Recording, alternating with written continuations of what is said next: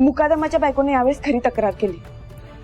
हे बघ, जर मुकादमाचा खरंच फोन आला असेल आणि त्यानं तुझं नाव घेऊन सांगितलं असेल म्हणजे तो जिवंत आहे।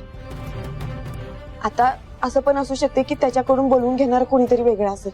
वाघमारे, पण मला ना एक वेगळी शंका येते। काय?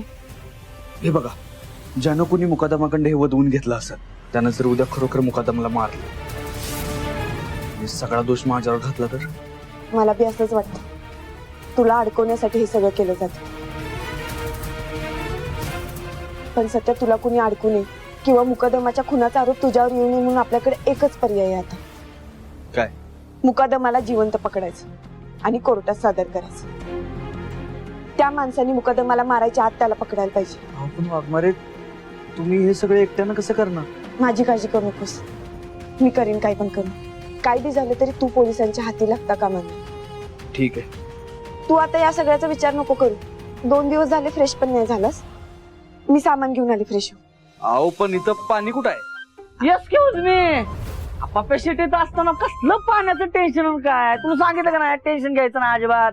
अरे पप्पा शेट आहे ना, बघ आंघोळीची कसली सोय केली पप्पा शेटने, एकदम गावरान विषय, गावरान डुबुक।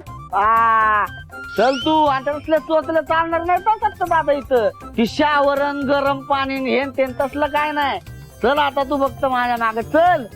चला। हे म्हणजे काय, पिशवी बिशी घेऊन ये, चल चल सत्या दादा।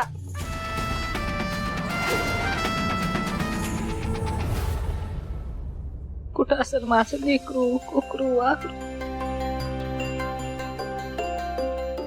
सत्या,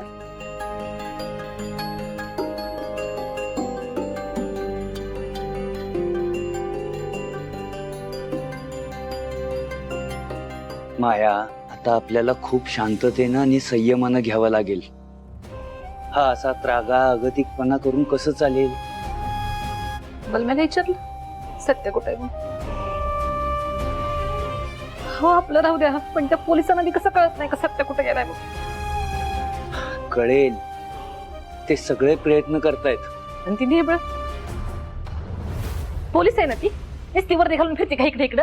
नवऱ्याला शोधता येत नाही का तिला कुठे आहे? हे बघ माया, तुझ्या कुठल्याही प्रश्नांची उत्तरं नाहीयेत माझ्याकडं।